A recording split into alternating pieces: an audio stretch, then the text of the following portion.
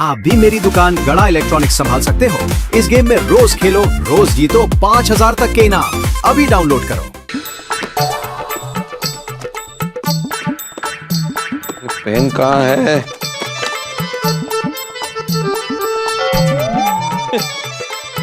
कंघियां कैसे आई? इस कंघी को देख के हमारा जमाना याद आ गया। एक जमाना था जब आत्माराम तुम आईने के सामने खड़े रह के 15-15, 20-20 मिनट तक बाल बनाते थे।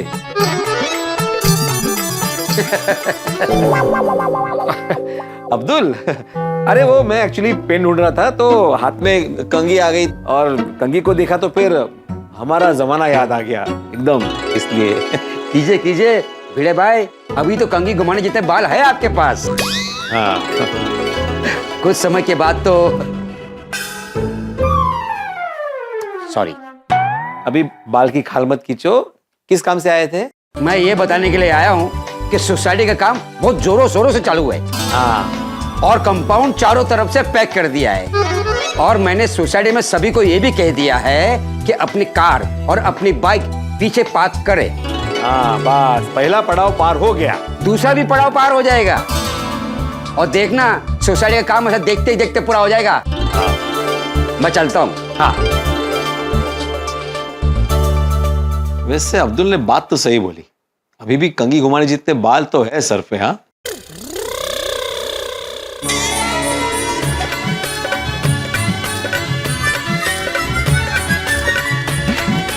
हो क्या नजारा है। आपके जमाने में आपके कितने घने और लंबे बाल थे, मुंबई के लोकल ट्रेन की भीड़ की तरह। हाँ, अभी अलग बात है कि छोटे शहर में बस स्टॉप पे खड़े पैसेंजर की तरह गिने चुने रह गए हैं आपके सर पे। तुम्हें कुछ काम नहीं है आज? नहीं है ना, मुझे बहुत काम है। लेकिन आप बेरोजगार हो गए। मैं बेरोजगार क्यों? वेकेशन की बच्चों को छुट्टी है इसलिए ट्यूशन बंद है, और कंपाउंड में काम चालू है इसलिए सुविचार लिखना भी बंद है। हो गई ना?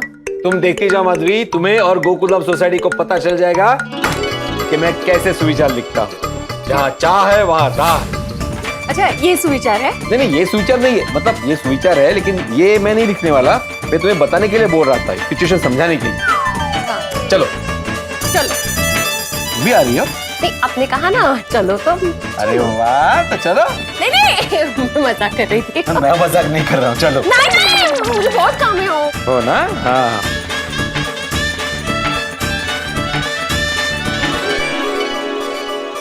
पता नहीं कहाँ और कैसे सुविचार लिखेंगे ये।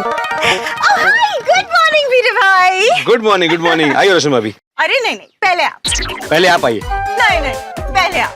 रोशन भाभी, वो कहते हैं ना लेडीज फर्स्ट, इसलिए पहले आप।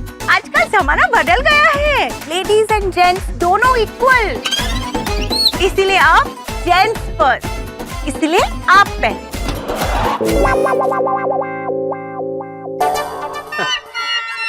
हो गया जेंट्स फर्स्ट, अभी आप आ सकते हैं। ओके। आइए। Okay. Okay, thank you. Okay. खूब घाई होती है।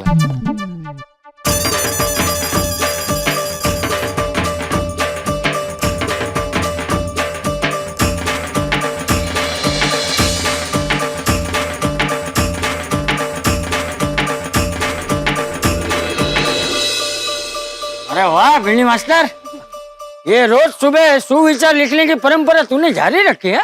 हाँ चाचा जी, और ये परंपरा मैंने अपने बाबा से सीखी है। वो भी शिक्षक थे, हमारी गांव की पाठशाला में वो पढ़ाते थे। वो भी रोज सुविचार लिखते थे। वाह। और पता है बच्चों, जब छुट्टियां होती थी तब भी मेरे पिताजी सुविचार लिखने जाते थे। और छुट्टियों में तो स्कूल बंद होता है, तो सुविचार पढ़ता कौन था? गोगी, स्कूल का सुविचार बोर्ड सड़क पर आते जाते लोग पढ़ सके ऐसी जगह पे था। ओए, पर तेनू कैसे पता? तू तब थी? ये होशियार, मैंने ही बताया होगा ना उसे। मजाक कर रहा है। और पता है चाचा जी, मेरे पिताजी हमेशा कहते थे कि सुविचार सिर्फ एक अच्छा विचार नहीं होता, बल्कि समाज को जागरूक रखने की एक मशाल होती। तेरे पिताजी तुकाराम जी की ये बात एकदम सही है। जमाना पहले का हो या आज का, समाज की तंदुरुस्ती अच्छे विचार और अच्छे व्यवहार पर टिकी है। बिल्कुल बिल्कुल। आजकल सबको कितना टेंशन है चाचा जी। मतलब समाज में अच्छाई तो है ही, लेकिन साथ साथ गैर जिम्मेदारी, नादानियां, भ्रष्टाचार, बुराई भी तो है। और नहीं तो क्या, देखो ना कितने देशों के बीच युद्ध चल रहे हैं, पूरी दुनिया परेशान है। इसलिए पूरे समाज की भलाई का एक ही इलाज, अच्छे विचार। हाँ भिड़े अंकल, दादाजी भी कहते हैं जहाँ अच्छे विचार और समझदारी हो वहाँ से चिंता और परेशानियां दूर रहती है। बिल्कुल बिल्कुल, लेकिन टप्पू, दादाजी की बात सिर्फ सुनो मत, उसको अपने जीवन में उतारो। बाबा टप्पू दादाजी की सभी बात मानता है और वैसे ही रहता है। टप्पू परफेक्ट है। Thank you Sonu. और हम परफेक्ट नहीं है? मुझे क्या पता। सोनू, वैसे मैं भी अपने मम्मी पापा, दादाजी, भिड़े अंकल की बात को फॉलो करता हूँ। भिड़े अंकल, आपकी कही एक बात को तो मैं हमेशा फॉलो करता हूँ। भिड़े अंकल की कौन सी वो एक बात है जो तू फॉलो कर रहा है? हाँ, मुझे भी तो पता चले। आपकी वो बात, दूसरों की मदद करो, भूखे इंसान को खाना खिलाओ। अरे वाह। मैं रोज खाना और नाश्ता खरीद कर बेचने वाले की हेल्प करता हूँ और भूखे लोगों को खाना खिलाकर उनकी हेल्प करता हूँ।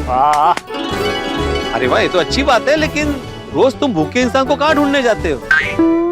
उसमें ढूंढना क्या, मैं रोज आईने में देखता हूँ और भूखा इंसान दिख जाता है।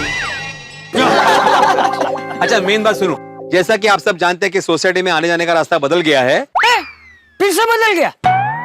मतलब अभी यहाँ से नहीं जाना है? नहीं, यहीं से जाना है चाचा जी। मैं ये बोल रहा हूँ कि रास्ता बदल गया है, तो ये बात सोसाइटी में आने वाले जो नए लोग होते हैं, जैसे किसी के पास मेहमान आए हो, तो उनको ये बात बता देना। हम बता देंगे कि सोसाइटी में जाने के लिए इस दरवाजे का यूज करना है। ओके भिड़े अंकल, चलिए दादाजी। चलो।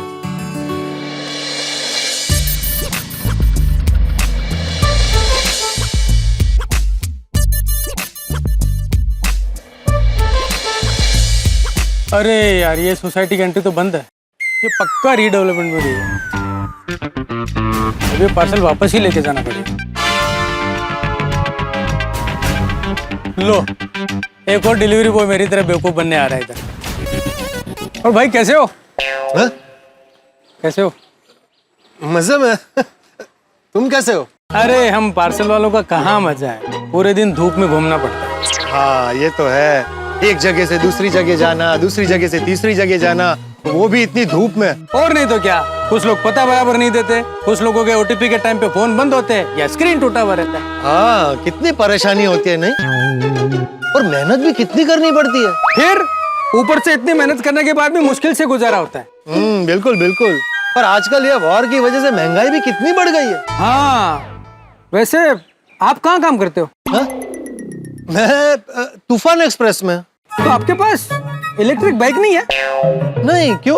हमारी कंपनी एक्सप्रेस डिलीवरी वालों को इलेक्ट्रिक बाइक देती है। ओ अच्छा अच्छा अच्छा। आपके पास इलेक्ट्रिक बाइक नहीं है तो आप सब जगह जाते कैसे हो? अरे मैं चल के रिक्शा में आता जाता हूँ। लेकिन तुम मेरा इंटरव्यू क्यों ले रहे हो? अरे नहीं, इंटरव्यू नहीं ले रहा हूँ, मैं बस पूछ रहा हूँ। एक भाई दूसरे भाई का हालचाल नहीं पूछ सकता क्या? नहीं, बिल्कुल बिल्कुल पूछ सकता है भाई। अपना स्वार्थ छोड़कर सामने वाले से दो बोल मीठे बोल दो तो सामने वाले को भी अच्छा लगता है। इसी को इंसानियत कहते हैं। तुम्हारी सोच मुझे अच्छी लगी। वैसे आपकी पगार कितनी है? ये कैसा सवाल है? अरे हमारी कंपनी में 18,000 रुपए पगार और डिलीवरी कमीशन अलग से है। अगर आपको तूफान एक्सप्रेस में इससे अच्छी पगार और कमीशन मिलता है तो अच्छी बात है, नहीं तो आप हमारी कंपनी में आ जाओ। वैसे भी हमारी कंपनी में डिलीवरी बॉय की जरूरत है अभी। तो मुझे क्या समझ रहे हो? Delivery boy.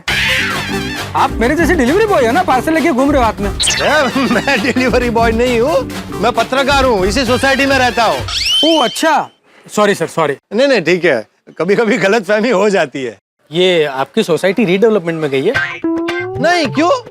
तो फिर ये वो हमारी सोसाइटी में रिनोवेशन का काम चल रहा है। तो अंदर कहाँ से जाना? ये दरवाजा है ना, यहाँ से पीछे का रास्ता है, वहाँ से जाना है। अरे तो ये बाहर वालों को कैसे पता चलेगा कि पीछे के रास्ते से जाना है? ये तो अच्छा हुआ मुझे समय पे आप मिल गए, नहीं तो मैं ये पार्सल लेके वापस चला जाता है। किसका पार्सल है? ये है पत्रकार पोपटलाल का। मैं हूँ पत्रकार पोपटलाल। लाओ मेरा ही है। लाओ। हाँ, मंगवाया था मैंने ये। फिर एक साइन कर दीजिए। लाइन कहाँ पर? यहाँ। ये लो। थैंक यू पत्रकार जी। हाँ। अच्छा हुआ मैं टाइम पर यहाँ आ गया, ना ये तो पार्सल वापस लेकर चला जाता। इसकी बात सही है, सोसाइटी में रिनोवेशन का काम चल रहा है, तो बाहर वालों को कैसे पता चलेगा कि सोसाइटी के अंदर कैसे जाना है। अभी लड़की वाले मुझे देखने यहाँ आते हैं तो वो तो वापस चले जाते हैं ऐसे ही। नहीं भिड़े इतनी बड़ी गलती कैसे कर सकता है।